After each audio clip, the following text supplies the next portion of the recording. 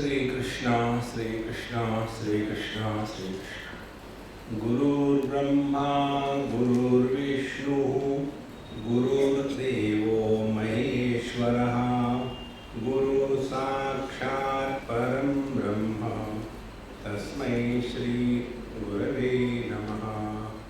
तस्मै श्री गुरवे नमः। नचिकेत जब यमराज के पास गया तो 3 रात तक उसने कुछ खाया नहीं, पिया नहीं, सोया नहीं, शांत होकर के बैठा रहा।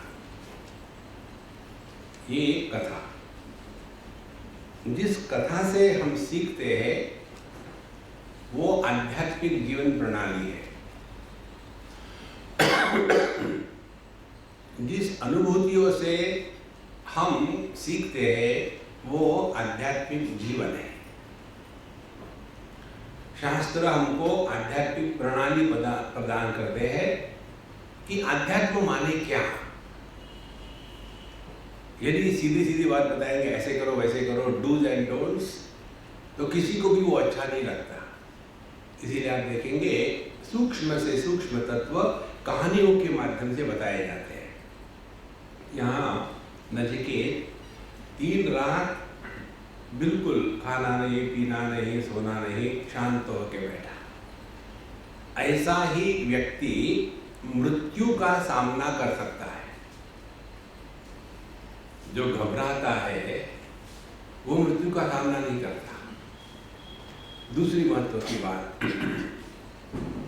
जो व्यक्ति अपने सामने आने वाले किसी भी प्रसंग से प्रभावित नहीं होता वही आध्यात्मिक जीवन जी रहा है। नहीं तो थोड़ी मोटी बातें हो गई और अपसेट हो गए और बड़े दुखी हो गए। देखो, एक बार मुझे किसी ने पूछा, अपने उस विदर्भ के एरिया में, नागपुर के साइड में कई ये जो होते हैं फार्मर्स, उन्होंने आत्महत्या करी, सुसाइड किया। एक नहीं, 2 नहीं, काफी लोगों ने किया। उसके बाद उन्होंने उनके लिए तो कुछ नहीं किया, लेकिन एक सर्वे किया और उस सर्वे में उन्होंने देखा कि ये जितने भी आत्महत्या करने वाले लोग थे, फार्मर थे, गरीब थे, उनमें से 80% लोग बूढ़ी बूढ़ी थे। सिगरेट नहीं पिएंगे, दारू नहीं पिएंगे और ताश नहीं खेलेंगे, बहुत ही अच्छे व्यक्ति, लेकिन उनमें आत्मविश्वास और जो धैर्य चाहिए वो नहीं था और इसीलिए उन्होंने अपने को मार लिया। देखो, अपने को मारने से अपने सुधारने की प्रक्रिया बंद हो जाती है। तो जैसे नचिकेत मृत्यु का सामना करने गया, इसी प्रकार से जीवन में आने वाली कोई भी समस्या हो उससे मुख मोड़ करके भाग जाना यह अध्यात्म नहीं है। देखो, उसके विरोधी एकदम उल्टा चित्र हमारे बिहार में चले जाओ, वहां हम पैसे लेंगे नहीं देंगे, क्या करना है कर लो, गवर्नमेंट चुप हो जाती है। देखो, इसीलिए पहले आत्मविश्वास को, आत्म शक्ति को जागृत करना है और ये जागृति होती है जब हम अपने जीवन की हर एक समस्या को हिम्मत से फेस करते हैं। तब जब ऐसी बात हुई तो जो यमराज है उन्होंने कहा, तीसरो रात्रि यदवात्सीर गृहे में अनश्नन ब्रह्मन् अतिथिर्नमस्यः नमस्तेस्तु ब्रह्मन् स्वस्तिमेस्तु तस्मात् प्रतीत्रीन् वरान् वृणीष्व।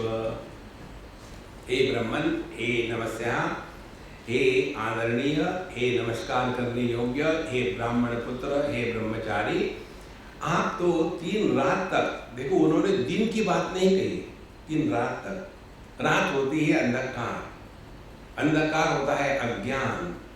हम सभी की सभी ये 3 अज्ञानों की रात में फंसे हुए हैं। जो तीनों अज्ञानों की रात के द्वारा प्रभावित नहीं होता वो होता है तुरीय तत्व, चौथा। देखो, हम जागृत अवस्था में दुखी रहते हैं, पति पत्नी भाई बहन सास बहू बन करके, फिर सपने में दुखी होते हैं, पता नहीं हमको बहुत बुरा सपना आया, एक बड़ा सांप आया और हमारे छाती पे चढ़ा और उसने डायरेक्टली हमारे हार्ट को दंश किया और हमारी नींद सपना टूट गया। महाराज इसका क्या होगा? तो हम उनको पूछते हैं वो सांप जिंदा है कि मरा है, पहले ये देखो। तो जागृत अवस्था की अनुभूतियों से प्रभावित होते हैं, स्वप्न की अनुभूतियों से प्रभावित होते हैं, सुषुप्ति की अनुभूति से भी प्रभावित होते हैं। नींद ज्यादा आई तो दुखी, नींद कम आई तो दुखी। तो ये 3 रातें हैं हमारे सबके जीवन की। जागृत में जागृत पुरुष बनकर के जीना पहली रात्रि, सपने में स्वप्न पुरुष बनकर के रहना दूसरी रात, और गहरी नींद में सुषुप्त पुरुष बनकर के रहना तीसरी रात। ये तीनों रातों में जो अनश्नन ब्रह्मन अतिथिर नमस्या, जो भी उसके जीवन में अच्छे बुरे अनुभूतियां आती है, उसको वो खाता नहीं, उसको भोगता नहीं, केवल उसका वो एकमात्र साक्षी बनकर के बैठा है। मुंडकोपनिषद में एक मंत्र आता है, थोड़े थोड़े सा रुक जाओ जरा। हाँ, मुझे यहाँ अर्जन हो गई, कोई बात नहीं, अब फिट हो गए, अब हिल नहीं सकते, अब नींद भी आएगी तो अच्छा रहेगा। तो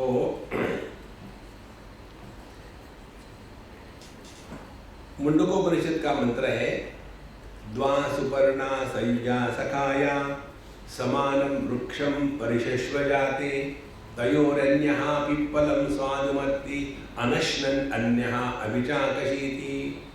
एक वृक्ष है देह नाम का, इस देह वृक्ष के डाली पर 2 पक्षी बैठे हैं, सयुजा सखाया, एक दूसरे के जैसे है, जैसे बिंब और प्रतिबिंब एक दूसरे के जैसे। उसमें से एक पक्षी जो है उस वृक्ष को लगे हुए फल का भोग करता है और सुखी दुखी होता है। दूसरा जो पक्षी है वो इस वृक्ष के फल का भोग भी नहीं करता, अनश्नन अभिचाकशीति, अपने आनंद में मस्त है। 2 पक्षी हैं।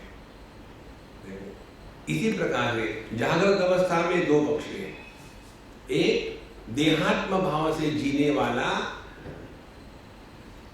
जागृत पुरुष और दूसरा परमात्मा जो इस जागृत पुरुष को अस्तित्व प्रदान कर रहा है।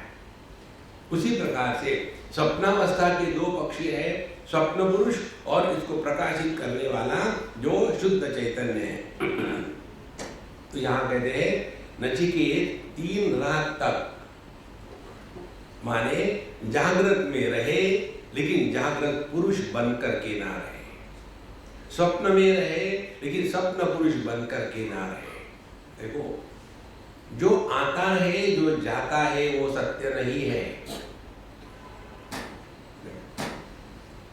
जिसमें आना जाना हो रहा है वो सत्य है।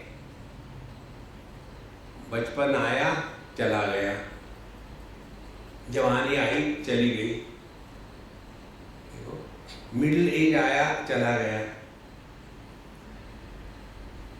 यंग अडल्ट हो गए चला गया, now I think I am old आके चला गया, अब बुढ़ाऊ हो गए, सर्टिफाइड बुढ़ाऊ। सीनियर सिटीजन का ठप्पा लग गया। एक बच्चे ने मुझे पूछा बच्चे में और बूढ़े में क्या फर्क होता है? हमने फर्क तो मुझे पता नहीं, दोनों एक जैसे होते हैं, एक इस एक्सट्रीम में एक दूसरा एक्सट्रीम में है। बोले नहीं फर्क होता है, तुम बताओ। उसने कहा बचपन आता है चला जाता है, बुढ़ापा आता है ले जाता है। तो जो आता जाता है वो सत्य नहीं है, ये बताने के लिए नचिकेत का यह चरित्र। तो तस्मात् प्रति 3 वरान वृणीष्व, इसीलिए मैं तुमको 3 वर प्रदान करना चाहता हूं कि क्योंकि 3 रात तक तुमने बड़ी तपस्या करी है। जगत में कोई भी वस्तु फ्री नहीं मिलती, एक्सेप्ट गवर्नमेंट लोन्स, फ्री नहीं मिलते, मेहनत करनी पड़ती है। लेकिन एक बार आदमी को ये कोटा सिस्टम का चक्कर लग गया है ना, फ्री में मिले, हर चीज फ्री में मिले, तो वही बुद्धि फिर अध्यात्म में आ जाती है। कैसे अध्यात्म में आ जाती है? जैसे कि नहीं महाराज आप तो सन्यासी है, आपके लिए ठीक है, हम तो गृहस्थ है। अरे गृहस्थ है ये कोई क्वालिफिकेशन है क्या? देखो हम तो बुद्धिहीन है लेकिन हमको डॉक्टर बनना है, तो क्या करें, हमको वैसे एडमिशन दे दो।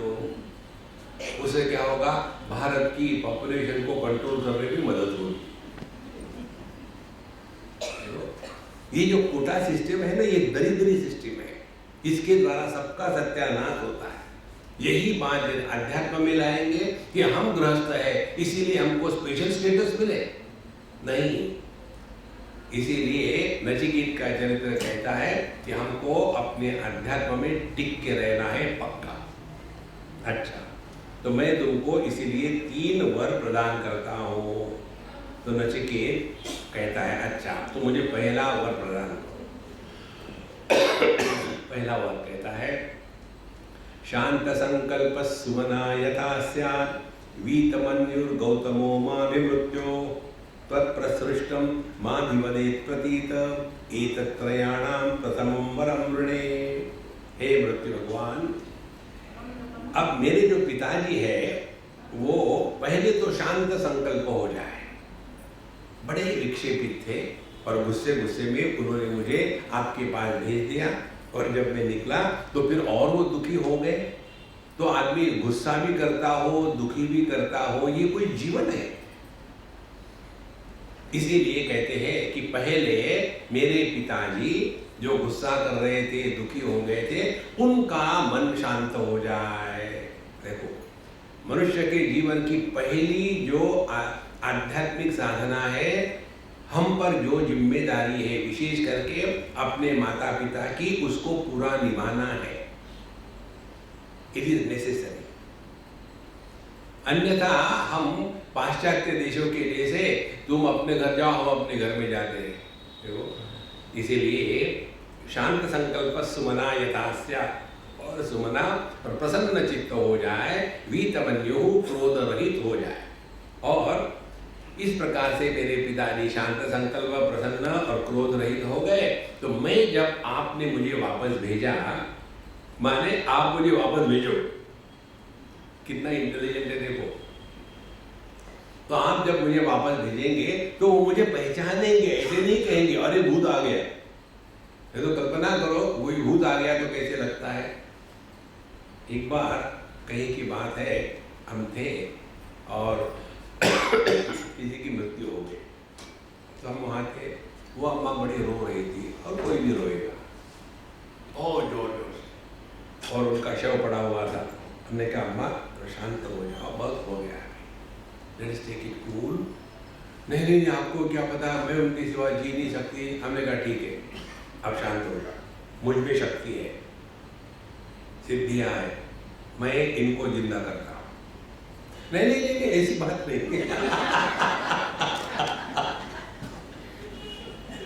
देखो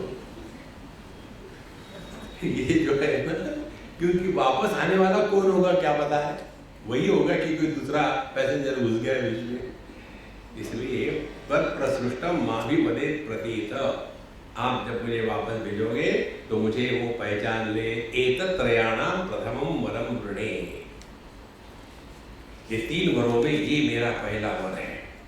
ये है अपने जीवन का कर्म का अंग। देखो, मनुष्य जब तक के अपनी जितनी कर्तव्य कर्म की बातें हैं उसको पूरा करे तो मन शांत रहता है। नहीं तो बाद में पछतावा होता है, पता नहीं मैंने ऐसा क्यों किया। और एक बार मन में ग्लानि ने प्रवेश किया तो ये ग्लानि ऐसी भयानक वस्तु है कि जिंदगी भर आदमी को कष्ट देती है। बुढ़ापे में 2 चीजें मनुष्य को परेशान करती है, एक तो ग्लानि और दूसरा भय। जिस अंतःकरण में ग्लानि और भय है वहां शांति और प्रेम नहीं रह सकता। इसलिए उन्होंने ये वर मांगा। अब ऐसा जब कहा तो यमराज ने उसको तथास्तु कहा। यथा रात्रि यथा पुरस्ताद भविता प्रतीत औद्दालकीर आरुणि मत्प्रसृष्टः सुखं रात्रि शयितावीतमन्युः त्वां ददृश्यवान् मृत्युमुखात् प्रमुक्तम्। तो कहते हैं कि ठीक है, तुम्हारे पिताजी एकदम तुमने जैसा कहा वैसा ही होगा। वो शांति से सो जाएंगे, उनको क्रोध खत्म हो जाएगा, उनका मन शांत हो जाएगा, और जब मैं तुमको यहाँ से वापस भेज दूंगा तो उस समय तुमको वो पहचानेंगे। इसके बारे में तुम फिक्र मत करो। पहला वर दे दिया। अब दूसरा वर नचिकेत ने मांगा। दूसरा वर कहता है स्वर्गे लोके न भयं किंचनास्ति न तत्र त्वं न जलया बिभेति उभे तीर्त्वा अशनाया पिपासे शोकातिगो मोदते स्वर्गलोके। अब ये स्वर्ग की बात महत्व की समझ लेना। एक सज्जन ने हमारा लेक्चर होने के बाद कहा कि स्वामी जी इसका मतलब है स्वर्ग तो ये बकवास है ही नहीं। हमने कहा ऐसी बात नहीं है, मुझे मेरे प्रश्न का उत्तर दो, वही तुम्हारे प्रश्न का उत्तर होगा। ये स्थूल जगत और मैं देह हूं, ये सत्य है कि झूठ है? ऑफ कोर्स ये तो सॉलिड सत्य है। तो हमने कहा फिर स्वर्ग भी सॉलिड सत्य है। देखो, तो यहां स्वर्ग की परिभाषा बताते हैं। स्वर्ग यह स्थान विशेष नहीं है, जैसे कानपुर है, इलाहाबाद है, वैसे स्वर्ग स्थान विशेष नहीं है। तो स्वर्ग अपने अनुभूति की क्वालिटी है। देखो, लोक शब्द का अर्थ लोक्यते इति लोकः, माने अपने अनुभूतियां, उसको कहते हैं स्वर्ग। तो क्या है स्वर्ग? स्वर्ग में 6 बातें होती है। पहली बात स्थूल देह को लेकर के, दूसरी बात प्राण को लेकर के, और तीसरी बात मन को लेकर के। जब तक के हम शरीर से, प्राणों से और मन से तादात्म्य करके रहते हैं, तब तक के हम नरक में हैं। कल हमने आपको बताया था ना को यह जो सफिक्स है वो किसी शब्दों को लगाओ तो शब्द के अर्थ में परिवर्तन नहीं होता। जैसे बाल और बालक, उसी प्रकार से नर और नरक, एक ही अर्थ है, कोई फर्क नहीं है। तो ये जो 3 हमारी उपाधियां हैं, इन 3 उपाधियों के साथ एक होकर के रहना माने हम नरक में हैं, इन 3 से मुक्त हो जाना माने हम स्वर्ग में हैं। देखो, इसीलिए कहते हैं पहली बात स्वर्गे लोके न भयम किंचनास्ति। स्वर्ग वो है जहां भय का अभाव है। और भय किसको लेकर के होता है? पहले देह को लेकर के भय होता है। देह को लेकर के क्या भय होता है? बुढ़ापा, जरया, बुढ़ापा आ गया और मृत्यु का भय। इसीलिए न तत्र त्वं न जरया बिभेति। बुढ़ापे में और मृत्यु के कारण व्यक्ति बड़ा डर डर के जीता है। तो जो व्यक्ति बुढ़ापा और मृत्यु इनके भय से मुक्त है, वो 1/3 स्वर्ग में पहुंच गया। अब दूसरी समस्या प्राण को लेकर के। प्राण के धर्म है भूख और प्यास। इसीलिए कहते हैं उभे तीर्थवा अशनाया पिपासे। जब हम अशना और पिपासा, भूख और प्यास, इनके द्वारा प्रभावित नहीं होते, तब हमने 2/3 स्वर्ग में पहुंच गए। और तीसरी उपाधि है अपना मन। मन में होता है दुख और मोह। तो उभे तीर्थवा शोकातिगो मोदते स्वर्गलोके। स्वर्ग में यह शोक और मोह, इनके हम परे चले जाकर के मोदते, आनंद में रहते हैं। ये है स्वर्ग। एक सज्जन हमको मिलने को आए। आने के बाद कहते कि महाराज जी हमको नरक नहीं जाना है, फिर हमको बचाओ, हमने बहुत पाप किए। हमने कहा भाई देखो, पहले रोना बंद करो और सुनो। नरक में जाना कोई कंपल्सरी नहीं है, ऑप्शनल है, तो मत जाओ। बोले इतने पाप करने के बाद भी मैं नरक नहीं जाऊंगा? बोले नहीं जाओगे, मैं तुमको गारंटी देता हूँ। बोले कैसे? हमने कहा इस समय तुम कहाँ हो? नरक में ही तो है। इनको 6 उर्मियां कहते हैं, षडउर्मी। जरा मृत्यु देह को लेकर के, अशना पिपासे प्राण को लेकर के, शोक और मोह मन को लेकर के, इन 6 वस्तुओं के द्वारा प्रभावित होकर के जीना, यही है नरक, यही है संसार। इन 6 चीजों से अपने आप को ऊपर उठा लेना, यही है स्वर्ग का अनुभव। देखो महाराज, इसीलिए हे भगवान, ये जो स्वर्ग लोक है, इसकी जो विद्या है वो हमको बताओ। थोड़ा और आगे पढ़ के फिर हम स्वर्ग की बात और करेंगे। सत्वमग्निं स्वर्गमध्येषि मृत्यो प्रब्रूहि त्वं श्रद्धानाय मह्यं स्वर्गलोका अमृतत्वं भजन्ते एतद्वितीयेन वृणेवरेण। त्वं अग्निं स्वर्गम अध्येषि मृत्यो, हे मृत्यु भगवान, हे यमराज, मुझे यह स्वर्ग में जाने की जो विद्या है, अग्नि है, ये मुझे आप दे दो। क्यों दे दो? क्योंकि श्रद्धानाय मह्यम, क्योंकि मुझमें श्रद्धा है। ध्यान से सुनना, जो विषय इंद्रिय और मन इनके परे होता है, उस विषय की स्वीकृति केवल श्रद्धा के संबल पर होती है। यदि कोई ये विचार करे मरने के बाद कुछ नहीं होता स्वर्ग वगैरह, तो वो व्यक्ति उसके लिए प्रयत्न ही नहीं करेगा। इसीलिए स्वर्ग यह श्रद्धा का विषय है। तो मैं श्रद्धा रखता हूं कि स्वर्ग नाम की वस्तु है। अच्छा महाराज, तो वहां क्यों जाना चाहते हो? क्योंकि स्वर्ग लोका अमृतत्वम भजन्ते, मनुष्य स्वर्ग में गया तो उसको अमृतत्व प्राप्त हो जाता है। स्वर्ग में लोग अमृत पीते हैं, कोका कोला पेप्सी नहीं पीते, अमृत पीते हैं। तो ऐसे स्वर्ग में मैं जाना चाहता हूँ। उस ज्ञान के बारे में, स्वर्ग की जो अग्नि है, कर्मकांड है, वो आप मुझे बताओ। अब यहाँ दूसरा सूक्ष्म विचार आपको बताएंगे। देखो, यदि व्यक्ति को स्वर्ग नरक, पहला जन्म, ये जन्म और अगला जन्म, कार्य कारण, पाप किया तो दुख मिलेगा, पुण्य किया तो सुख मिलेगा, यदि ये बताया नहीं जाए तो किसी भी हद से हम अच्छे जीवन जिए, ये आप समझा ही नहीं सकते। जैसे चारवाक होते हैं, उनको बताया जाता है कि तुम जाकर के लोगों को मारो और मरने के बाद कुछ नहीं, सब खत्म हो गया। तो यदि सब खत्म हो जाता है मरने के बाद, तो why should I be good? तो मैं तो अपने को लूटूंगा, मारूंगा और मौज में रहूंगा, उसके बाद हु केयर्स। इसीलिए किसी भी समाज में जो नैतिक स्तर है तभी हो सकता है जब उस नैतिक स्तर का आधार ये अपने शास्त्र के सिद्धांत है।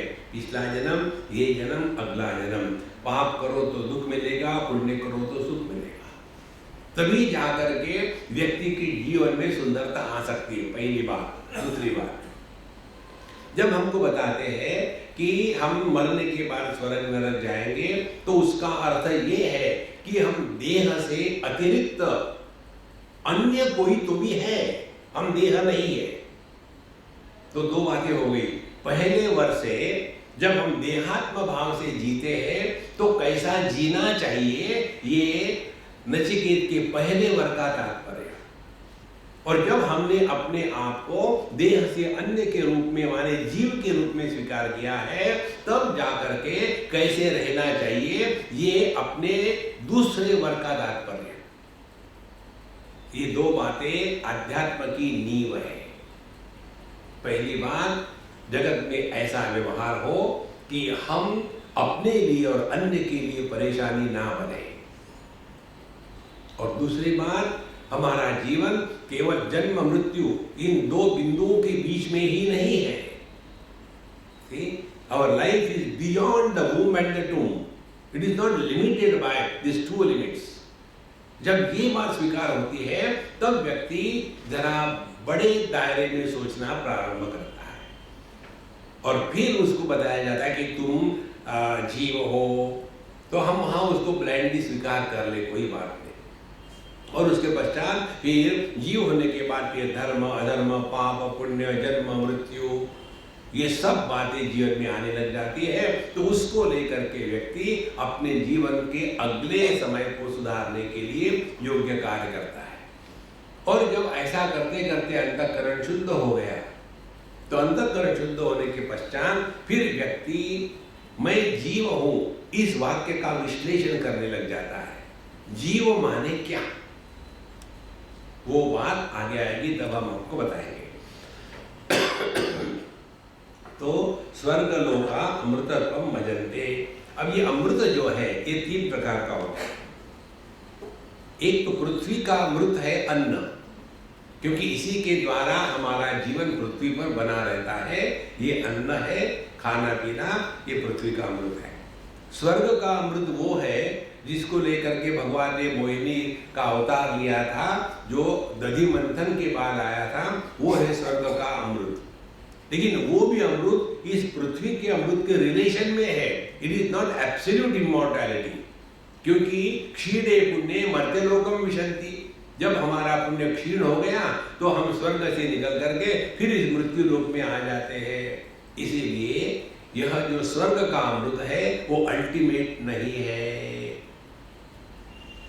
फिर तीसरा अमृत होता है, वो है अपना स्वरूप, जहां जन्म विकार मृत्यु और अभाव इन चारों का अनुभव संभव नहीं है। वो है असली अमृत। अब अपने अंदर झांक के जस्ट रिमेन अटरली अवेयर। क्या कभी हमको अपने जन्म का अनुभव हुआ? क्या कभी हमको अपने में विकारों का अनुभव हुआ? क्या कभी हमको अपने मृत्यु का अनुभव हुआ? क्या हमको अपने अभाव का अनुभव हो सकता है?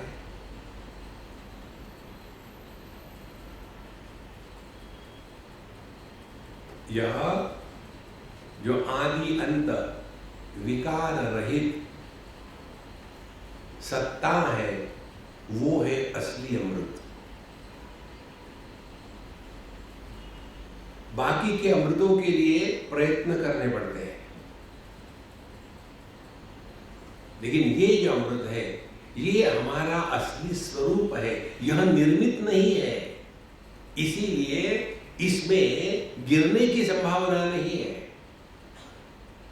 जो वस्तु निर्मित होगी वो नष्ट होगी, जिसका आदि होगा उसका अंत होगा। देखो, तो इस अमृत को हमको प्राप्त करना है, और ये अमृत प्राप्त होने के लिए बीच में की स्टेज है स्वर्ग का सिद्धांत। तो स्वर्ग में देह तो नहीं जाता, फिर देही जाता है। तो ये देही कौन है? तो हमको समझाने के लिए बताते हैं देही माने जीव, और हम उसको स्वीकार कर लेते हैं, और स्वीकार करना भी चाहिए, नहीं तो फंस जाएंगे। तो जहां हमने अपने आप को देही के रूप में स्वीकार कर लिया, उसके पश्चात फिर हमारे जीवन में एकदम सुंदरता आ जाएगी। तो यह दूसरा वर नचिकेत ने मांगा, तो उसके उत्तर में यमराज बताते, प्रति ब्रवीमि तदुमे निबोध स्वर्गमग्निं नचिकेत प्रजानन् अनंत लोकाप्ति मथो प्रतिष्ठाम विद्धि त्वमेतं निहितं गुहायाम। हे नचिकेत, यह स्वर्ग देने वाले अग्नि को मैं ठीक से जानता हूं और मैं उसका उपदेश तुमको कर रहा हूं। कहते हैं ठीक से समझ लेना। और यह जो अग्नि है, अग्नि माने उपासना है, कर्मकांड है, इसको तुम ठीक से समझ करके ये स्वीकार कर लेना कि इसी मार्ग के द्वारा तुम अनंत लोक की प्राप्ति करोगे। और यह जो स्वर्ग की अग्नि है ये तुम्हारे बुद्धि में ही है, बाहर नहीं है। विद्धि त्वमेकं निहितं गुहायाम। माने जब तक के हम बुद्धि में स्वीकार नहीं करेंगे तब तक के इसके लिए प्रयत्न नहीं करेंगे। तो पहली बात क्या है, हमको स्वीकार करना है देह से अन्य हम देही है। कितनी सिंपल बात है। कपड़ों से अन्य हम देह है, तो कपड़ा फटता है तो मैं नहीं फटता, कपड़े को दाग लगते तो मुझे दाग नहीं लगते। ये जितना सहज है उससे भी ज्यादा सहज ये हो जाता है यदि हमने इस पर केवल चिंतन मात्र किया है। देखो, दुखी कौन होता है दुनिया में? पति पत्नी भाई बहन माँ सास ससुर, ये दुखी होते हैं। और इनका जन्म कब होता है? इनका जन्म होता है देहात्म भाव की सिद्धि होने के बाद। Nobody is a born husband। तो ये जो पति है या जो भी है इसको गौणात्मा कहते हैं। ये गौणात्मा का जन्म होता है मिथ्यात्मा, जब हमने अपने आप को देह मान लिया उसके बाद हम बाकी के सब बने। और दुखी होने वाले कौन है? ये पति पत्नी भाई बहन, ये दुखी होने वाले हैं। देह दुखी नहीं होता, लेकिन इनका जन्म होता है देह के साथ तादात्म्य होने के बाद। देखो, और जब देह के साथ तादात्म्य खत्म हो जाता है जैसे गहरी नींद में, तो उस समय उपनिषद कहती है तत्र माता अमाता भवति, तत्र पिता अपिता भवति। उस समय है माता नहीं, पिता नहीं, भाई नहीं, बहन नहीं, और इसीलिए we are nobody. And when we are nobody, no thoughts, no worries, no miseries on this thing. इस पर चिंतन करते रहे। यही मूल है अध्यात्म का। और ये जब हम ठीक नहीं करेंगे तो आप मेडिटेशन भी करो तो फ्रस्ट्रेशन में ही जाओगे। जैसे एक संजय ने हमको पूछा कि स्वामी जी, हम जब ध्यान के लिए बैठते हैं तो बहुत ही भयानक बुरी बुरी विचार आते हैं, तो क्या करें? हमने कहा ध्यान मत करो, झंझट खत्म। बोले नहीं, ध्यान तो करना है। करते रहो, फिर विचार आते तो मत करो। आप तो हमको घुमा रहे। हम नहीं घुमा रहे, तुम स्वयं घूम रहे हो। देखो, कंप्लेन मत करना, इंक्वायर, यू डिस्कवर विचार किसको आते हैं। तब आपको पता चलेगा हर एक विचार के मूल में समबड़ी होता है। पति को विचार आते हैं, पत्नी को विचार आते हैं, भाई को विचार आते हैं, बहन को विचार आते हैं, सास को आते हैं, बहू को आते हैं। विचार किसी को आते हैं, और जब तक कि ये फिक्शियस पर्सनालिटी को हम सत्य मानते हैं तब तक के विचार आते ही रहेंगे। देखो, जहां हमने इस फिक्शियस पर्सनालिटी का त्याग कर दिया, भैया हम पति पत्नी कब होते हैं? जब देह के साथ तादात्म्य। देह के साथ तादात्म्य नहीं है तो पति कहां जाता है?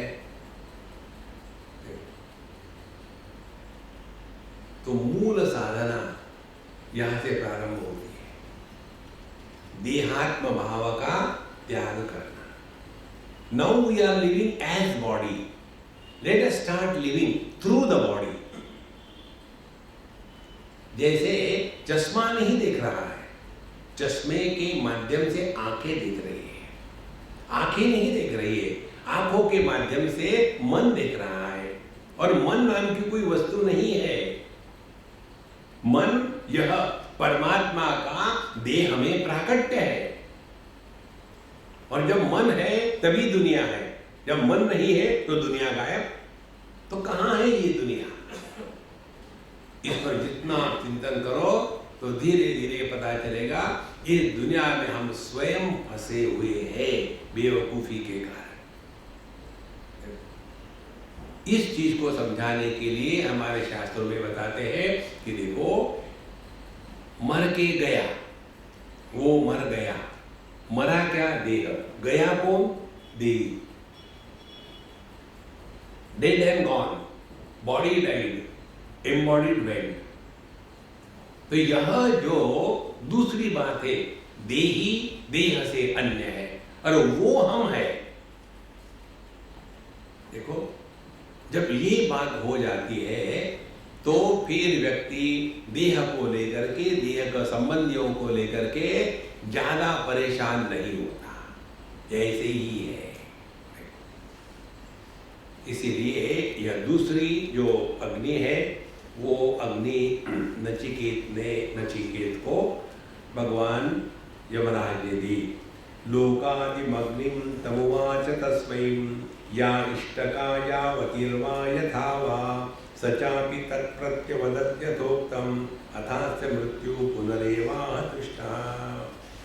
जब यह स्वर्ग अग्नि की बात यमराज ने नचिकेत को दी तो उसने इतनी एकाग्रता से सुना, ध्यान से सुना, एक ही बार में उसने 100% समझ लिया, एक ही बार में। भगवान शंकराचार्य 4 प्रकार के साधकों की बात करते हैं। बताने वाले आचार्य तो एक ही है, सुनने वाले साधक बहुत हैं। ये 4 प्रकार के होते हैं। पहला वो है जो उत्तम अधिकारी है, एक ही बार सुनकर के 100% यथोक्त ग्रहण किया, उत्तम अधिकारी। उसको फिर रगड़ा पट्टी करने की जरूरत नहीं। दूसरा है मध्यम अधिकारी, 50% समझ में आया, 50% नहीं आया। तीसरा है अधम अधिकारी, उसको कुछ समझ में आता ही नहीं। और चौथा अधम भयानक, हर चीज को उल्टी समझता है। ये 4 प्रकार के अधिकारी हैं। नचिकेत उत्तम अधिकारी था।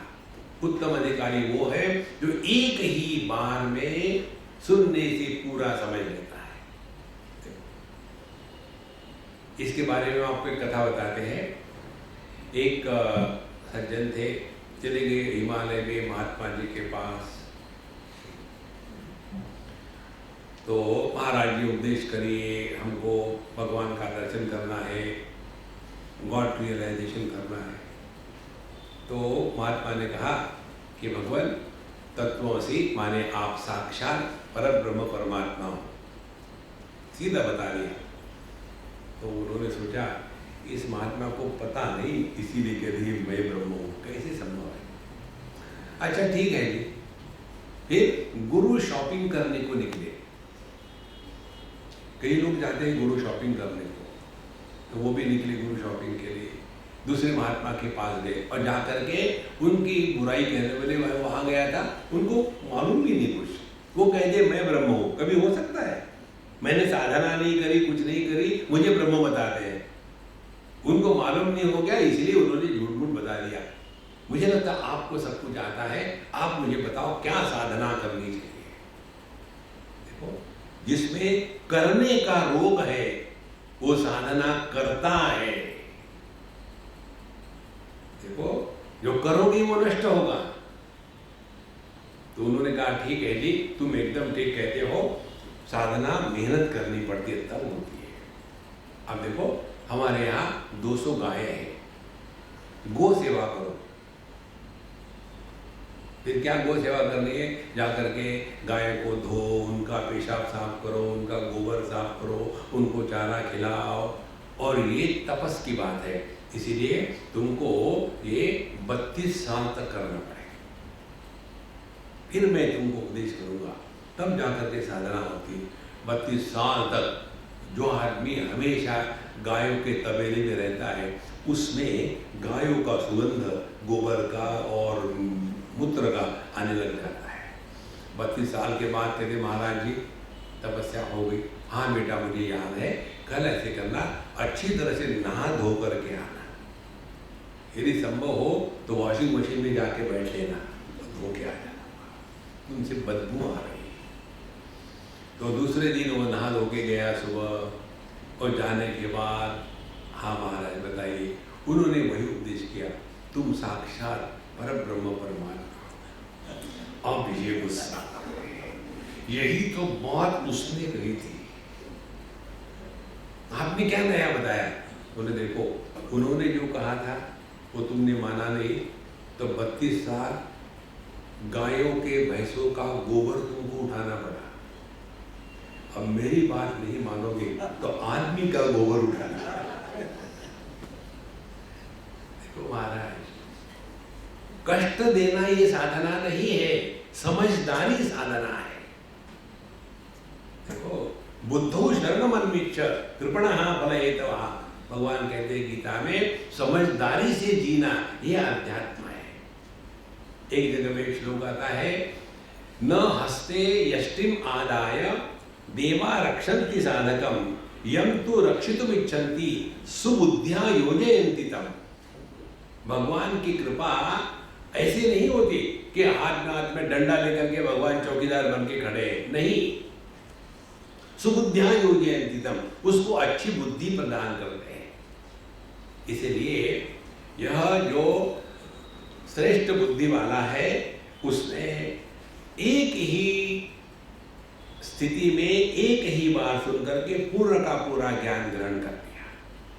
जब ऐसा हुआ तो यमराज को बहुत ही अच्छा लगा, क्योंकि उसने या इष्टका या वतीर्वा यथावा बिल्कुल जितने डिटेल्स बताए थे कि यज्ञ करने के लिए जमीन कैसी होनी चाहिए, उसमें अग्निकुंड कैसा बनाते हैं, कितनी ईंटें होती है, कैसा उसको गोबर से लीपते हैं और उसके डायमेंशंस क्या होते हैं, हाइट क्या होती है, हर चीज उसने ज्यों की त्यों बताई, मानो फोटोग्राफिक में बनी।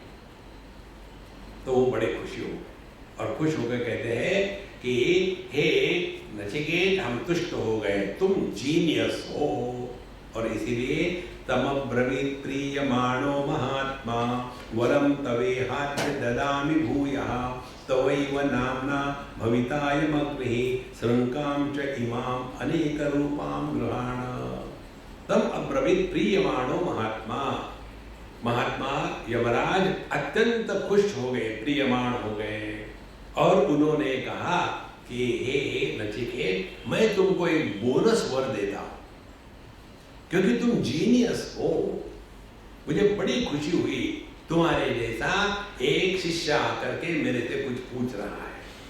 आगे इसी में जाकर के आगे कहेंगे नचिकेत को यमराज, हर एक आचार्य के जीवन की एक ही इच्छा होती, एक लायक डिसाइपल तत्व को पाने के लिए सामने आ जाए।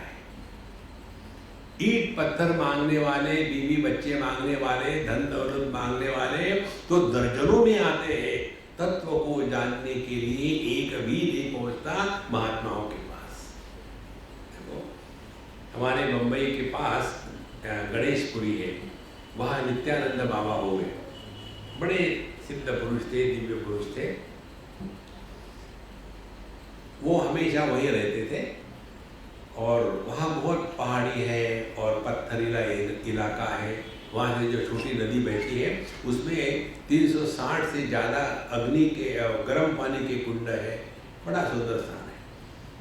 वहाँ वो रहते थे और उनको एक ही दुख था, आज तक मेरी पूरी जिंदगी में एक भी ऐसा नहीं आया कि जिसने कहा कि मुझे तत्व का ज्ञान दो। जो आता है वो कहता है मेरा बिजनेस सेट करा दो, मेरे बीवी को ले जाओ, मेरे बच्चे को ये करो, लेकिन परमात्मा को कोई नहीं चाहता।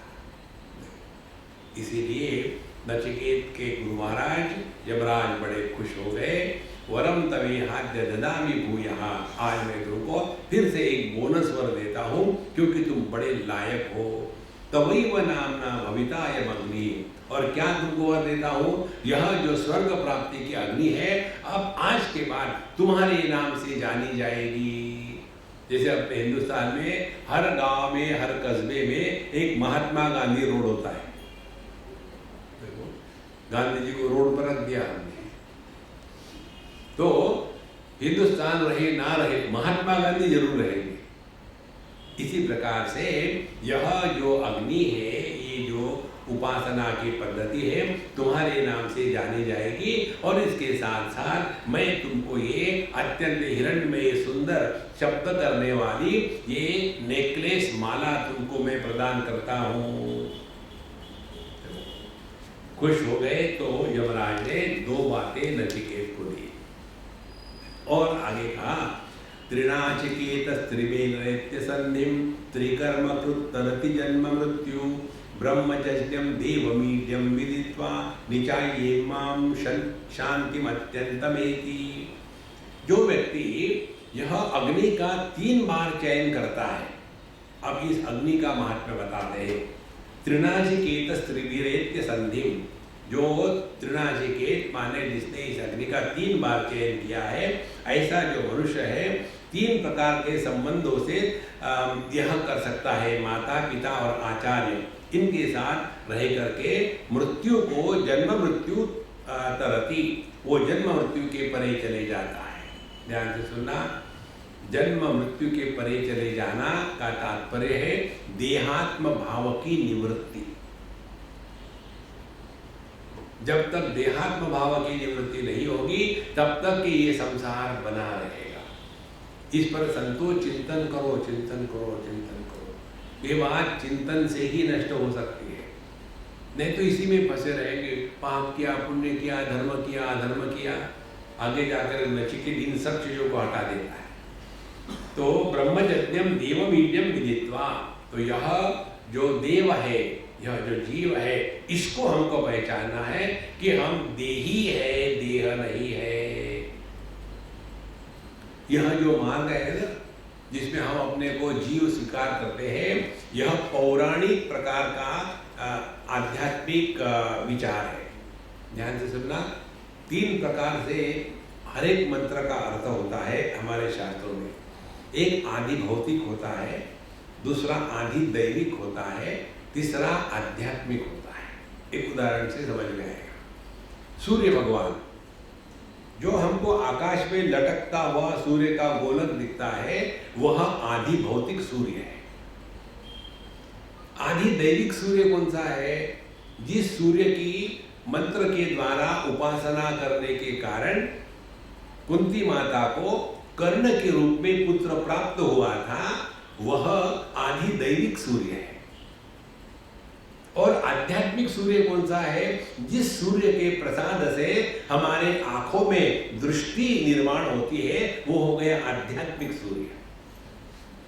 तो जैसे रूप रंग को प्रकाशित करने वाला आदि भौतिक सूर्य, आंखों में दृष्टि को प्रकाशित करने वाला आध्यात्मिक सूर्य, और यही आध्यात्मिक और आदि भौतिक सूर्य, इन दोनों में से एक ही आदि दैविक सूर्य प्रकट हो रहा है।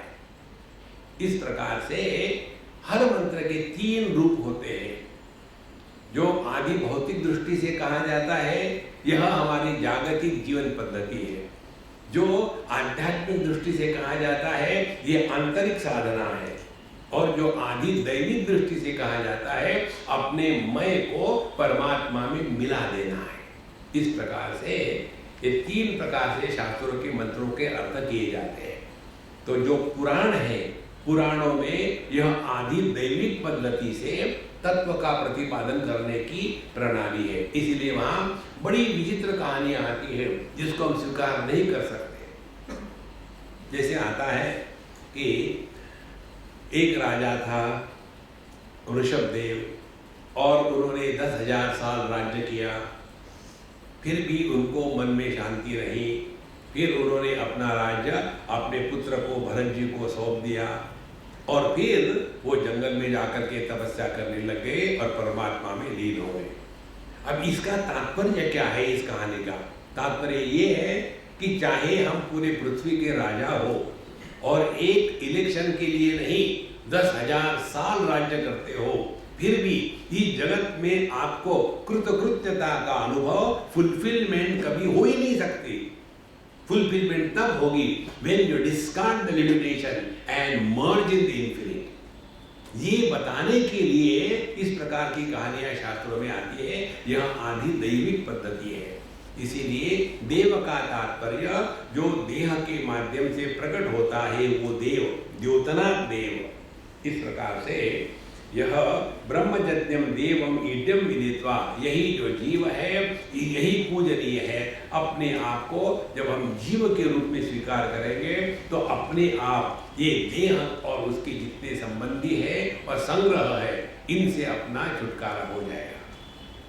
और निचाय इमाम शांति अत्यंतमेति, ऐसा व्यक्ति इसको ठीक से समझ करके अत्यंत शांति को प्राप्त हो जाता है।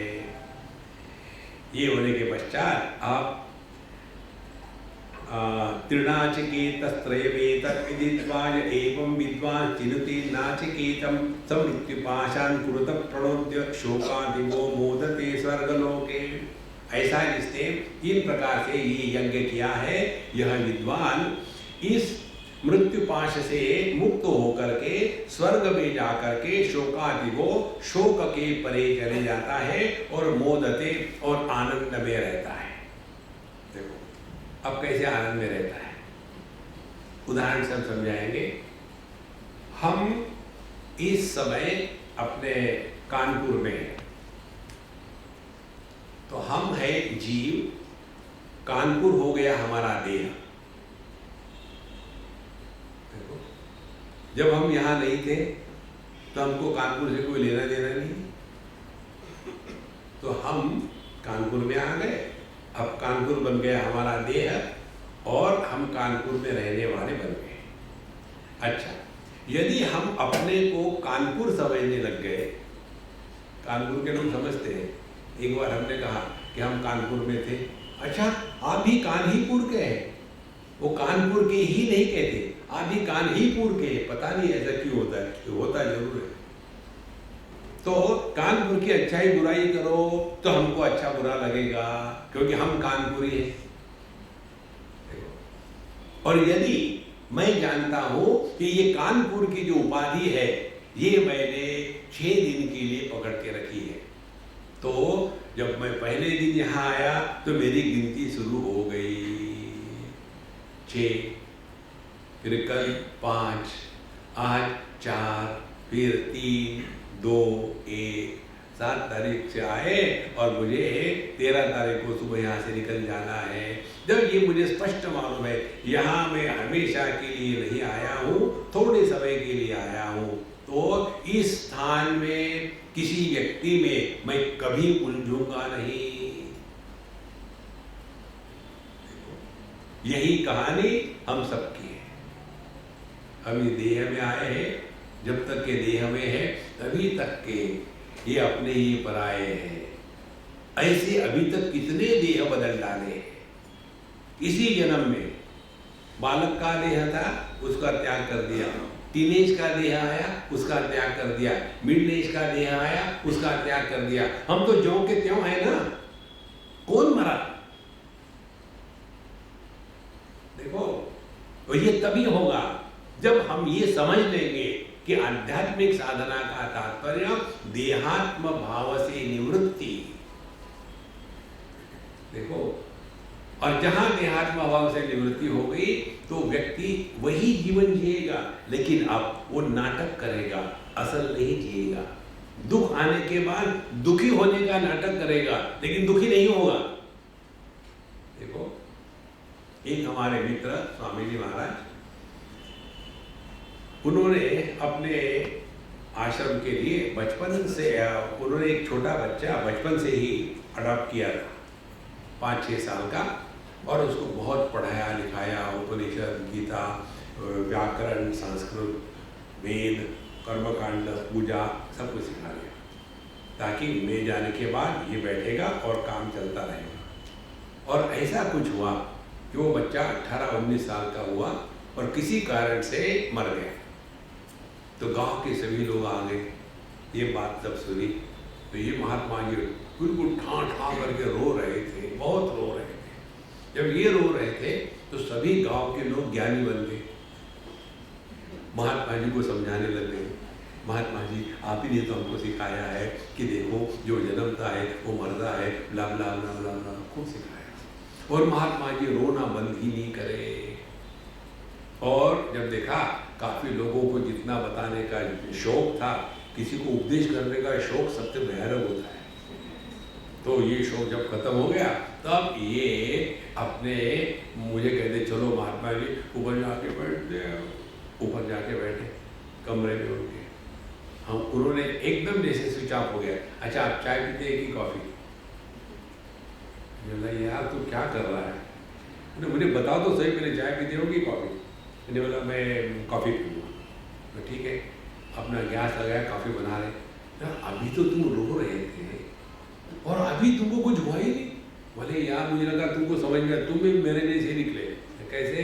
देखो, यदि मैं नहीं रोता तो ये दुनिया रोती, और सबको समझाते समझाते मैं परेशान हो जाता। अब मैंने क्या किया, मैं रोने लग गया तो दुनिया समझदार बन गई और मैं फ्री हो गया।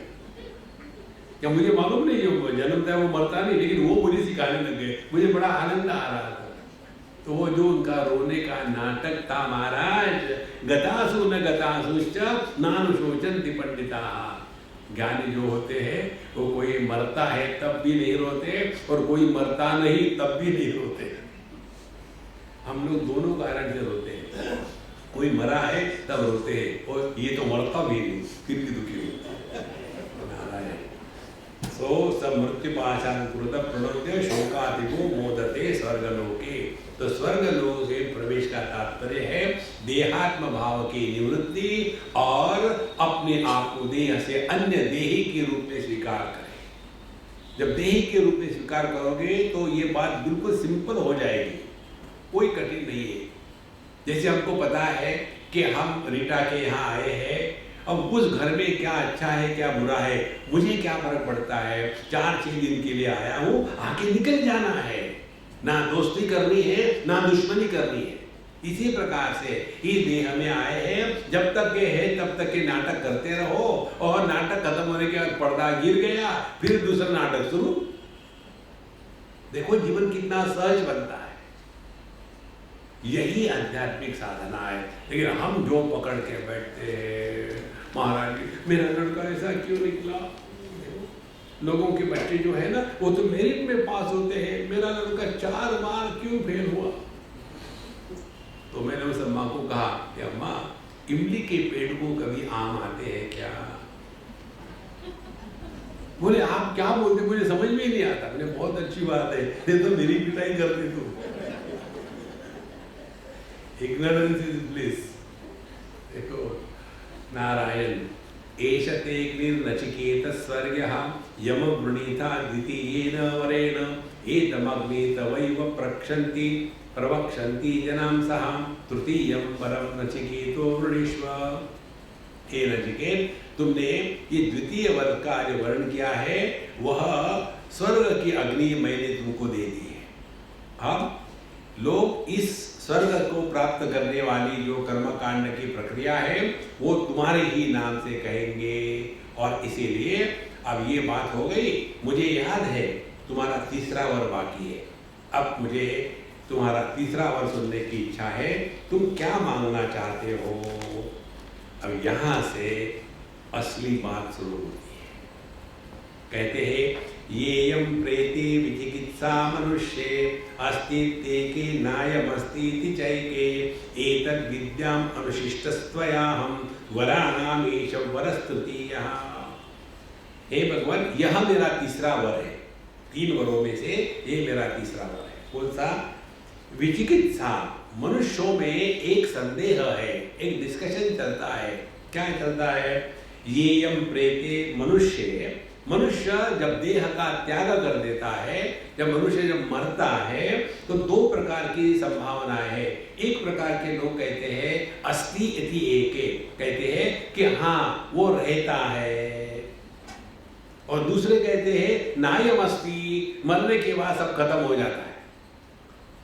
अब इसके बारे में निर्णय लेने वाले, हे यमराज आपको छोड़कर के कौन हो सकता है? आप ही जान सकते हैं, क्योंकि जो मरा है उसको क्या पता है। इसीलिए एतद् विद्याम अनुशिष्टस्त्वयाहं, मुझे इसके बारे में बताओ, यही मेरा तृतीय वर है। देखो ये सबके मन का प्रश्न है, मरने के बाद क्या होता। तो ये जो प्रश्न है, हम रहते हैं या नहीं रहते। कोई लोग कहते नहीं रहते, कोई कहते रहते हैं। अब हम कैसा निर्णय ले लें, इसीलिए आप मुझे ये बताओ। जब ये तत्व के बारे में प्रश्न पूछा तब यमराज ने अपने विद्यार्थी की परीक्षा लेना शुरू कर दिया।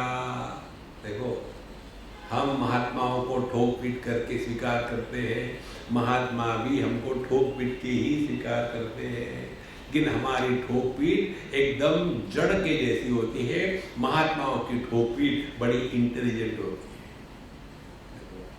अध्यात्म के क्षेत्र में जाने के लिए क्या क्या चीज की आवश्यकता है, ये इस प्रसंग में हमको पता चलेगा। पहली बात, how much we are committed. देखो, किसी भी प्रकार की तपस्या करने को तैयार है या नहीं, इसीलिए पहले कहते हैं देवैरत्रापि विचिकित्सितं पुरा नहि सुद्धेयम् अनुरेश धर्मः अन्यं वरं नचिकेतो वृणीष्व मामो परोत्सीरतिमा सृजैनम्। हे नचिकेत, दूसरा कुछ और मांगो। यह आत्मा के बारे में मरने के बाद क्या होगा, क्या फर्क पड़ता है, दूसरा वर मांगो। अब उसको वो परावृत कर रहे हैं, क्योंकि इस वर के बारे में देवताओं को भी अभी संदेह है। तुम तो मरते हो, देवैहि अत्रापि किल विचिकित्सितं पुरा। अनेक देवताओं भी इसमें बड़े चक्कर खा चुके हैं, क्योंकि नहीं सुज्ञेयम्, यह जो तत्व है ये इतना आसानी से समझ में आने वाला नहीं है, क्योंकि अनुरेश धर्मः, यह जो तत्व है, धर्म है, आत्म तत्व है, ये अणु अत्यंत सूक्ष्म है। देखो, ये सूक्ष्मता की बात आपको बताएं। एक बार वृंदावन की बात है, हमारे स्वामी अखंडानंद जी महाराज बैठे थे और एक अम्मा आई, मारवाड़ी अम्मा, और आकर के बैठने के बाद कहती है, महाराज जी हम तो सूक्ष्म बुद्धि वाले हैं, आप तो स्थूल बुद्धि वाले हैं, आपको जल्दी समझ में आता है, हमको समझ में नहीं आता। देखो, सूक्ष्मता जो होती है, ये सूक्ष्म किसको कहते हैं? जिसमें ज्यादा गुण है वो स्थूल है, जिसमें कम गुण है वो सूक्ष्म है, और जिसमें गुण है ही नहीं वो सूक्ष्माति सूक्ष्म है। पृथ्वी को 5 गुण है, शब्द स्पर्श रूप रस गंध। पानी को 4 गुण है, शब्द स्पर्श रूप रस। अग्नि को 3 गुण है, शब्द स्पर्श रूप रस गंध अग्नि को नहीं होता। उसके बाद वायु को 2 गुण है, शब्द और स्पर्श, रूप रंग नहीं है। और आकाश को एक ही गुण है, शब्द। अब इस आकाश को समझने में हमारी खोपड़ी खाली हो जाती है। देखो, क्योंकि उसको एक ही गुण है, और ये आकाश क्या है इस पर चिंतन करो, तब पता चलेगा यह आकाश केवल एक मन का प्रक्षेपण है। हमारे शास्त्र में कहते हैं आकाश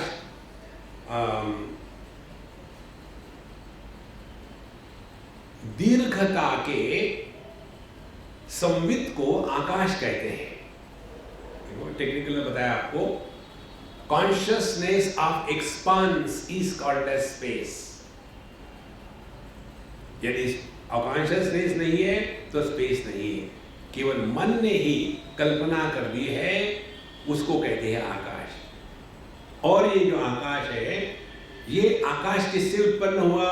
तस्मात् आत्मनः आकाश संभूतः। जब आकाश हमारे खोपड़ी में नहीं घुसता तो वो परमात्मा कहाँ घुसेगा?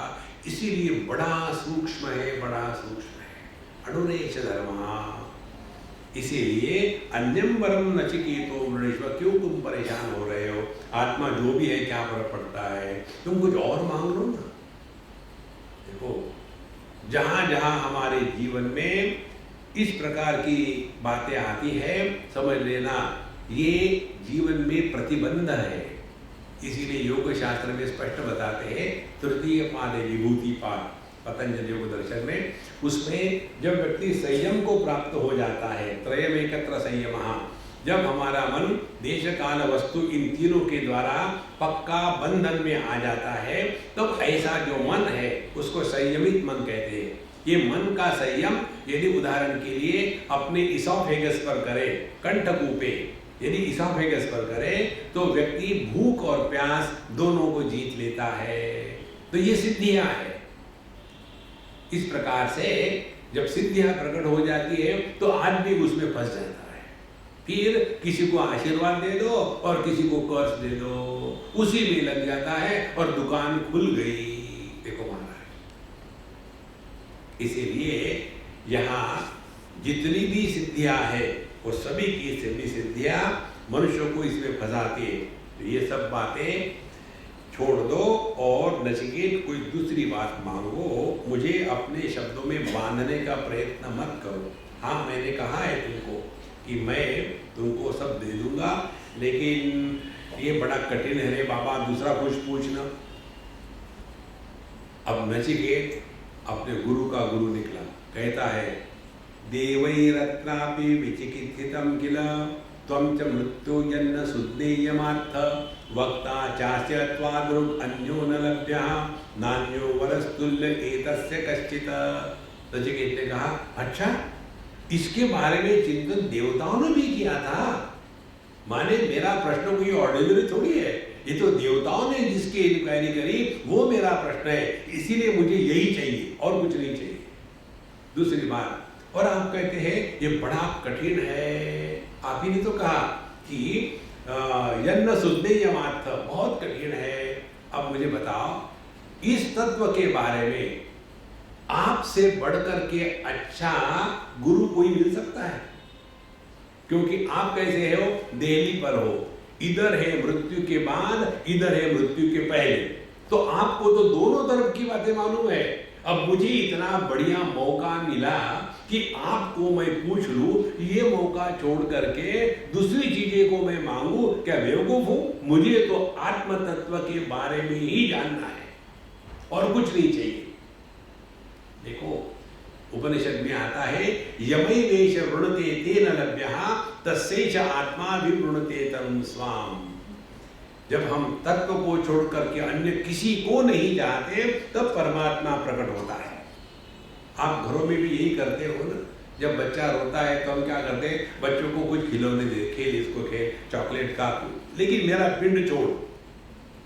एक आध बार बच्चा कुछ भी दो, उसको कुछ नहीं चाहिए, मम्मी मम्मी मम्मी मम्मी, फिर वो उसको उठा के ले ही लेती है। इसी प्रकार से दुनिया की कोई भी वस्तु व्यक्ति हमको यदि आकर्षित करती है तो हम तत्व के ग्रहण के अधिकारी नहीं है। देखो महाराज, इसलिए वक्ता चास्य त्वादृक् अन्यो न लभ्यः, आपके जैसा वक्ता तो इस तत्व के बारे में कोई हो ही नहीं सकता। इसीलिए न अन्यः वरः तुल्य एतस्य कश्चित्, इस वर को छोड़ करके मैं तो दूसरा कुछ मांगना ही नहीं चाहता। मुझे यही बताओ कि मनुष्य जब देह का त्याग कर देता है तो क्या है उसकी स्थिति, कौन है वो, जीव है कि आत्मा है कि परमात्मा है कि क्या है ये सब तमाशा, ये मुझे बताओ, इसके सिवा मैं कुछ भी नहीं जानना चाहता। तो पहला अटेम्प्ट यमराज ने नचिकेत का मन बिगाड़ने का प्रयत्न किया, कंफ्यूज करने का प्रयत्न किया, लेकिन नचिकेत डटा है नहीं। अब उन्होंने देखा अच्छा उसको दूसरा ट्राई करते हैं। शतायुष पुत्र पौत्रान् वृणीष्व बहून् पशून् हस्ति हिरण्यमश्वान् भूमेर महत् आयतनं वृणीष्व स्वयं च जीव शरदो यावदिच्छसि। नचिकेत, मैं तुमको 100 साल की उम्र देता हूं और तुमको पुत्र होगे, पौत्र होगे, और केवल बच्चे ही बच्चे नहीं और दारिद्र्य, बल्कि तुम्हारे पास पूरी धन दौलत आ जाएगी। बहून पशून हस्ति हिरण्यमश्वान्, अनेक प्रकार की धन दौलत ही तुम्हारे पास होगी। इतना ही नहीं, भूमेर महत् आयतनम वृणीष्व, ये पूर्ण पृथ्वी का तुम राजा बन जाओगे, तुमको दुनिया में कुछ भी कमी नहीं होगी, और तुम भी स्वयं जीव शरदो यावदिच्छसि, और तुम भी स्वयं जब तक चाहो तब तक तुम जी सकते हो और खूब मौज में रहो। ये सब मैं तुमको देने को तैयार हूं, लेकिन आत्म तत्व के बारे में कुछ मत पूछो। देखो तो भी नचिकेत शांत, कोई भी टेम्पटेशन उसको विक्षेपित नहीं कर सका। इसके पश्चात यमराज फ्रस्ट्रेट होने लगे। उन्होंने सोचा इसको कुछ और चाहिए। एतत् तुल्यं यदि मन्यसे वरं वृणीष्व वित्तं चिरजीविकां च महाभूमौ नचिकेतस्त्वमेधि कामानां त्वा कामभाजं करोमि। हे नचिकेत, ये तो मैंने तुमको एक सैंपल दिया है, इसके ही जैसा जो तुम चाहते हो वह सब तुमको मिलेगा। धन दौलत, लंबी उम्र और इस संपूर्ण सृष्टि को तुम प्राप्त हो जाओगे। तुम्हारी इच्छाओं के अनुसार तुम जो भी भोग चाहोगे वो भोग तुमको प्राप्त होगा। फिर भी नचिकेत शांत रहे, टस के मस रहे। फिर उधर से स्वर्ग की कोई अप्सरा इत्यादि जाती होगी, तो नचिकेत ने देखा कि ये यमराज मुझे आत्म तत्व की बात बताते नहीं, फालतू की बातें बता रहे, इसलिए मुंह मोड़ लिया। बोलते रहो, मुझे नहीं चाहिए, मुझे आत्म तत्व के बारे में। जब उन्होंने मुंह मोड़ लिया नचिकेत ने, तब यमराज को लगा अच्छा इसको ये स्वर्ग की अप्सराएं चाहिए। फिर कहते हैं ये कामा दुर्लभा मर्त्य लोके सर्वान् कामान् छन्दत प्रार्थयस्व इमा रामा सरथा सतूर्या नहि दृशा लंबनीया मनुष्यैः आभिर्मत्प्रत्ताभि परिचारयस्व नाचिकेतो मरणं मानुप्राक्षीः। हे नचिकेत, मनुष्य को जो दुर्लभ है उन सभी भोगों को तुम स्वच्छंदता से भोग सकते हो। और यहाँ ये जो तुम देख रहे हैं ना, यहाँ की रमणीय स्त्रियां सब अप्सराएं, ये जो चाहे तुम ले जाओ, सभी ले जाओ, और उनके साथ जितनी बड़ी बड़ी कारें हैं और उनके रथ है वो सब तुम्हारे लिए है। अमीर घर की लड़की जब घर में आती है ब्याह करके तो बड़ी परेशानी होती है, उसकी सेवा करनी पड़ती है। बोले लेकिन ये ऐसा नहीं होगा, ये सभी की सभी तुम्हारी सेवा करेगी, तुमको उनकी सेवा करने की जरूरत नहीं है।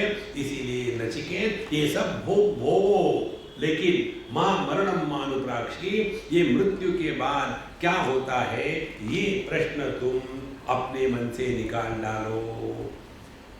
जब ऐसा कहा तो नचिकेत ने देखा अब ये जरा ज्यादा ही बोल रहे हैं गुरु महाराज, ये मुझे कितना टेम्पटेशन दे रहे हैं। अब नचिकेत ने पूरा इसका विश्लेषण किया। ये जो श्लोक है 26वां, इस मंत्र को आप लिखवा करके अपने घर में रखो, रोज पाठ करना। मंत्र है शोभावा मर्त्यस्य यदन्तकैतत् सर्वेन्द्रियाणां जरयन्ति तेजः अपि सर्वं जीवितम् अल्पमेव तवैव माहास्तव नृत्यगीते। अब देखो उसका एनालिसिस क्या है। शोभावामर्त्यस्य यदन्तकैतत्, हे अंतक है यमराज, जो वस्तु आज जैसी है वो कल वैसी नहीं रहती, नित्य निरंतर इसमें परिवर्तन हो रहा है। तो परिवर्तनशील जगत में रह करके स्थिर आनंद की अपेक्षा करना, इससे बढ़कर के बेवकूफी कुछ नहीं। और सर्वेन्द्रियाणाम जरयन्ति तेजः, और आप कह रहे थे भोग भोगो, भोग कहाँ तक भोगे, जितना ज्यादा भोग करोगे उतने अपनी इंद्रियों का तेज खत्म हो जाता है। एक हमारे महात्मा जी कहते थे इस दुनिया में इतने चने हैं कि खाते खाते दांत खत्म हो जाएंगे, चने खत्म नहीं होंगे। इसीलिए भोग करके कभी भी किसी को तृष्टि नहीं हो सकती।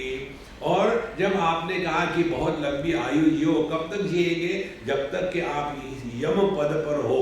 जब आपकी ट्रांसफर हो जाएगी तो हमारी भी ट्रांसफर हो जाएगी। इसीलिए आप जो कहते हो कि आपको बड़ी लंबी उम्र मिलेगी, इसका कोई मतलब नहीं है। और जहाँ तक कि ये गाड़ी घोड़े मुझे दे रहे हो, या आप अपने पास रखो, किसी और को देने को काम आएंगे। मुझे कुछ नहीं चाहिए, मुझे केवल परमात्मा तत्व ही चाहिए, इसके सिवा और कुछ नहीं चाहिए। और आगे कहते हैं न वित्तेन तर्पणीयो मनुष्यो लप्स्यामहे वित्तमद्राक्म चेत्वा जीविष्यामो यावदिशिष्यति त्वं वरस्तु मे वर्णीय स एव। मुझे तो वही वर चाहिए आत्म तत्व के बारे में, क्योंकि न वित्तेन तर्पणीयो मनुष्य, मनुष्य को कितना ही पैसा मिले उसकी तृप्ति नहीं होती। देखो अपने जो बड़े बड़े महात्मा लोग हैं, पॉलिटिकल महात्मा लोग, कितना करोड़ों करोड़ों पैसा इकट्ठा किया है, लेकिन कभी भी तृप्ति नहीं होती। यह ऐसी ही बात है। और लप्साम है मित्रमदार्थ चेतवा, अब मैंने आपका दर्शन किया है तो क्या मैं यहाँ से खाली आ जाऊंगा? आप तो वैसे भी मुझे दे देंगे, उसमें मांगने की क्या जरूरत है। और जीविष्यामः, और मैं जीवूंगा कब तक के, यावत इष्यसि त्वं, जब तक आप इस पद पर रहोगे तभी तक मैं जीऊंगा। इसीलिए मुझे तो उस आत्म तत्व के बारे में ही जानना चाहता हूँ और अन्य कुछ नहीं। अजीर्यताम अमृतानामुपेत्य जीर्यन् मर्त्यः क्वधस्थ प्रजानन् अभिध्यायन् वर्णरति प्रमोदान् अतिदीर्घे जीविते को रमेत। अजीर्यताम अमृतानाम उपेत्य, जो जन्म मृत्यु के परे है, ऐसे आपको प्राप्त होने के पश्चात जो कधस्था, जो पृथ्वी पर रहने वाला मेरे जैसा जो मर्त्य व्यक्ति है, ये सब जानते हुए भी इस जगत में कैसा वो आसक्त होकर के रह सकता है और अति दीर्घे जीविते कोरमेत, और समझदार वो है, वो केवल लंबी आयु नहीं चाहता। किसी को यदि कर्ज करना हो, एक ट्रक के पीछे हमने देखा कर्ज क्या किया था, कर्ज यही किया था कि तू 100 साल से ज्यादा जिए और तेरे पोते तेरे को परेशान करे। लंबी उम्र ये आशीर्वाद नहीं है, ये कर्ज है। इसीलिए अति दीर्घे जीविते को रमेत। इस प्रकार से जो जो उन्होंने कहा था, ये ले लो वो ले लो, सब उन्होंने नचिकेत ने उसका त्याग कर दिया। यस्मिन् इदं विचिकित्सन्ति मृत्यो यत् सांपराये महति ब्रूहि नस्तत् योऽयं वरो गूढ़मनु प्रविष्टो नान्यं तस्मात् नचिकेता वृणीते। इसीलिए हे मृत्यु भगवान, इसके जन्म के बारे में, मृत्यु के बारे में जो विचिकित्सा, संदेह, चिंतन जगत में है, यद सांपराये महति ब्रूहि नस्तत्, वही परलोक के बारे में कि मरने के बाद क्या होता है, कौन रहता है, कौन नहीं रहता, ये मुझे आप स्पष्ट रूप से बताए। इसको छोड़ करके मैं अन्य किसी को भी नहीं जानना चाहता। ऐसा जो साधक है वो उपनिषद का अधिकारी है। तो ये प्रथम अध्याय की जो प्रथम वल्ली है उसमें 29 मंत्र है। इन 29 मंत्रों में योग्य साधक का चित्रण उन्होंने नचिकेत के नाम से प्रसिद्ध किया है। कौन है साधक? इसीलिए संतो, अपने आप को जब तक के दुनिया से हम उपरत नहीं करेंगे तब तक के इस तत्व के प्राप्ति में रस नहीं आता, बोझा लगता है। और केवल करना एक ही है, चिंतन योग्य प्रकार से करना है। हम जब अपने अनुभूतियों का विश्लेषण करते हैं, उससे सीखते हैं, तो समझ लेना गुरु कृपा हो गई। गुरु नाम की व्यक्ति नहीं है, गुरु नाम की अभिव्यक्ति है, और वो अभिव्यक्ति है अपनी सीखने की क्षमता। जो व्यक्ति अपने अनुभूतियों से सीख सकता है, उसी पर गुरु की कृपा हो गई है। तो जैसे हम नींद लेते हैं, माने क्या, सबका त्याग करके यहाँ तक कि मुझे नींद चाहिए, मैं और चाह, इन दोनों का जब त्याग हो जाता है तब नींद का आनंद आता है। इसीलिए जब तक के इस दुनिया में फंसे हुए हैं तब तक के तत्व का दर्शन नहीं होता। देखो, और दुनिया को जो हमने पकड़ के रखा है, वास्तविक थोड़ी पकड़ के रखा है, ये केवल मानसिक है। पति पत्नी 24 घंटे चिपके थोड़ी रहते, केवल मानसिक है। ये पति है, ये पत्नी है। तो जब इसको समझ लिया तो जो जो नियमों के अनुसार करना है वो करो, लेकिन अपनी जो निष्ठा है वो अपने स्वरूप में रखनी है। ऐसा जो साधक है उसके ही लिए तत्व ज्ञान है। और जो इस दुनिया में कुछ भी चाहते हैं, बस चले जाओ मंदिरों में, वहाँ पूजा करो और मांगो, मुझे ये दे दो, मुझे वो दे दो। इस प्रकार से प्रथम वल्ली पूरी हो गई। अब कल हम द्वितीय वल्ली में प्रवेश करेंगे, उसमें जो जो जैसा विचार आएगा तब देखेंगे। ओम पूर्णमदः पूर्णमिदं पूर्णात् पूर्णमुदच्यते पूर्णस्य पूर्णमादाय पूर्णमेवावशिष्यते। ओम शांति शांति शांति। हरि ओम। श्री गुरुभ्यो नमः। हरि ओम।